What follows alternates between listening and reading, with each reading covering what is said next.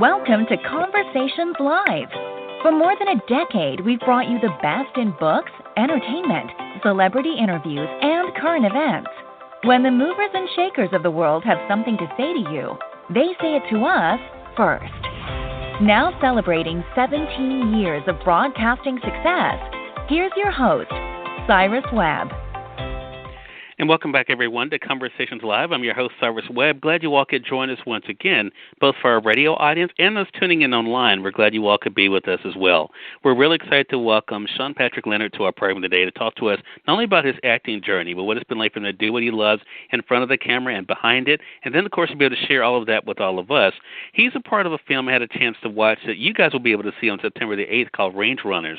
We'll talk to Sean about this particular project, what it's like for him to work on it, but, of course, let you guys know how to stay connected with all the great things that's going on with him. Sean, thank you so much for the time. Really appreciate it. Oh, man, thank you so much. I really appreciate being on your show. Well, look, I've had a lot of fun talking to some of the cast from Range Runners, so let's begin there because it is one of the bright spots for 2020 that you have a new film, at least to be able to talk about something great, a great movie. So what has it been like for you, Sean, to be able to see the way that people have responded to this film and now knowing that the world will be able to see it on September the 8th? Oh, wow. So we are so very excited that we get to share this with everybody across the country and globe on September 8th for sure. Last year, we took the film across the country on a film festival run in which we basically got into, I believe, 10 or so. And so our director, Philip Plowden, myself, Celeste Cooper, and then some of the other cast and crew would join us on different spots around the country. And just to see the reaction after the film and have people kind of talk about it in circles and overhear the buzz and things like that was obviously very rewarding after all the hard work that we had put in. And, my last conversation I had as far as cast-wise was with Celeste, and I had a chance to watch an early version of the film, prior to the release, Sean, and what I love is that there's so many great themes of life. There's a lot of action in this film for sure, but I love the theme of this film. I think it says so much about the creative opportunity, right? Because it really is a fight to be able to, to do what you love. When did you realize that creating on camera was something that you wanted to do? Well, I would have to say about 12 years ago, I've been in this profession for a really long time, about 25 years. I grew up in Chicago, Illinois, and so I went to college downtown Chicago at Columbia College and started studying acting. Got into it because I fell for a female, which was, didn't work out so well, but I really fell in love with acting. So from there on out, I did a lot of theater. I was bouncing around from all of these small itinerant theaters. I was part of a theater myself, which I helped run for 4 years called Speaking Ring. But 12 years ago, my wife and I started our family.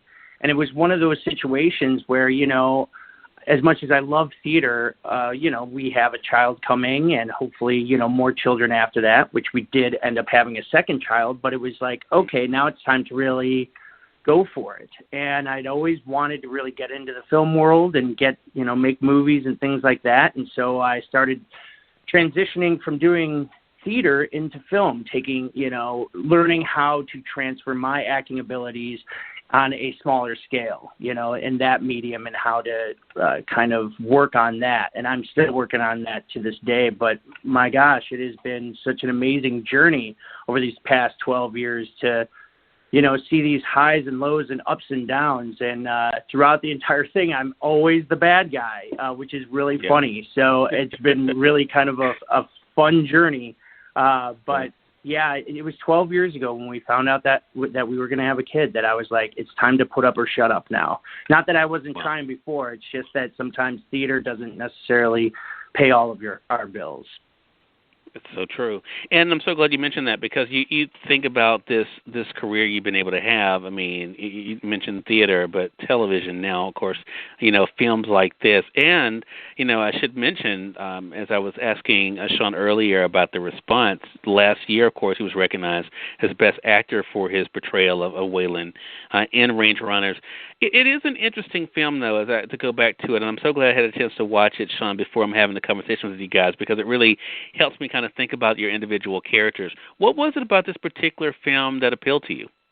So many things. I am not an outdoorsman, as Philip Plowden, our director, would definitely brag that he is one. I am not. So the challenge of being outdoors and being in the Shawnee National Forest was definitely had an appeal to me, in that I wanted to challenge myself. As an actor, I hope that we are all challenging ourselves every day, not only as artists but as humans. But I was like, I really need to do something that I just go full 100%. And not that I didn't in the past, I did, but this was my biggest role to date. Really wanted to, honor the character of Waylon to the best of my ability. So I got ready for it. I worked out every day for 6 straight months. I lost 40 pounds, then put 20 pounds back on in muscle. I learned to swim long distances just in case they wanted me in the water. I was busting my tail to make this thing as good as I possibly could. And once I read that entire script that Devin Colwell wrote, I was in head first, ready to go, sign me up, because the way I love scripts that move, we can sit there and we can talk about the action, or we can actually just show you the action. And that was something that really appealed to me. That, I've played bad guys in the past, and my job is to try to make this guy as three-dimensional as possible. But I love that our protagonist is, this awesome athlete who also happens to be, a woman of color, super strong, but also she has her flaws and her stubbornness and, some of the things that she's going through. So it was almost like this pseudo-deranged brother and sister relationship that the underlying tones of the script had, that I really was kind of drawn to. And I was like, wow, I really want to see how we can flesh this out. So that was really kind of the draw on how I prepared for all of this. Well, it really is powerful, and even if people have not seen the film yet, of course, everyone can on September the 8th, but the trailer in itself, which you will definitely see Waylon, a.k.a. Sean in, definitely will get your attention for sure. So I want to go back to something that you just mentioned, something again that parallels what I talked to Celeste about, and that is about the work, Sean. And I stress this all the time when I speak to actors, and even you're a producer and director as well, so I think it applies to those things too. You've been able to have this success. You've had this recognition. There's more to come because you have other projects to come. Do you think it's a direct result of your being willing to do the work? 100%. I think that some of our best stories and our best, things that we hold dear in art is done at 100, full commitment. If you don't fully commit, an audience, the world, your peers, everybody will be able to tell. And I wanted to give this an authenticity that if you were watching this, you wouldn't necessarily be able to tell. And I know that, some people will watch it and maybe they will judge. I could have done better. I could have done this. I would have done that, of course. But I feel like as artists, if you don't go in with everything, then I don't think that you're serving that character, the proper way. And that is what you ultimately do. We, in my business, it is all about the story, all about it. And how does my character serve the story, not how does the story serve my character. And I think that actors, the ones that, are successful and continue to work, are the ones that do their job 100 to 200 to 1,000%, but always serve the purpose of the story first and foremost. Right. Such a great point and such a great reminder for all of us. I want to say for those who are just tuning in either on the radio side or online, you're listening to Conversations Live. We're excited to welcome Sean Patrick Leonard to our program today. We're talking to Sean not only about his acting journey, but what it's been like for him to do work that he loves and enjoys, and then to be able to share it with all of you guys. He's a part of a very action-packed film that's coming out September the 8th called Range Runners. It's very intense, but I think a lot of great life lessons in it as well. So I want to talk about the other side of it. I mentioned you not only being an actor, Sean, but also you do work behind the camera as well as a producer, director. What is that like for you to be able to do work that you enjoy, but also be able to be that support system for others too as they pursue their own career? You know, I love the other side of the camera almost as much as I love being in front of the camera. I never knew that I would love it as much as I do, just because there was always something ingrained in me of wanting to be the center of attention or be, you know, part of that group or be, you know, that was as a kid. But as I grew into learning about ensemble and things like that, I was like, wow, it really is all about, you know, again, serving the purpose of the project, right? So when I flipped on the other side of the camera, just to know some of the things that I have gone through as an actor makes my relationship to my actors who are acting for me just, I'm able to bring a different sensibility to the work, I think, because I have done it myself. There are a lot of directors out there that, you know, work from a different method. They work based all on the technical aspect of making the film or whatever it may be. In my work, I'm not necessarily, I know what my strengths are. My strengths are not the technical stuff, so I try to hire very smart people that know all about that and are really great collaborators. But I do know how to talk to actors, and I do know how to bring out really great performances. And so I think that collaboration and being able to talk to each other and really collaborate that way really allows my actors to trust me. And I think that is something that is just, you know, it's priceless.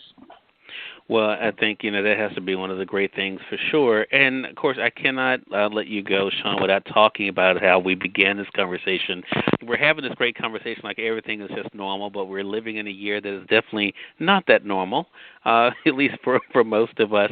You know, there's a lot going on. How does it feel, though, to be able to, and I alluded to this earlier, you know, in the middle of everything that's going on, to be able to give people an escape through film? I mean, I think that's one of the gifts that you guys have as creatives, is being able to kind of take us away for a moment, which is why I think we miss things like entertainment. How does it feel to be a part of a project that can get people to talking and rooting around these characters?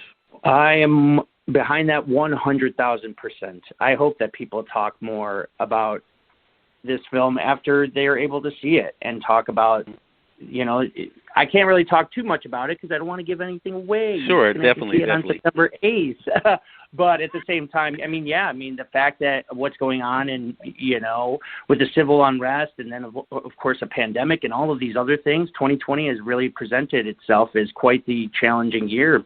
And, yeah, I think now it's time to kind of have those tough conversations, but have open doors, you know, when it comes to having those tough conversations and always leading with love. And I think that's something that I am very open to.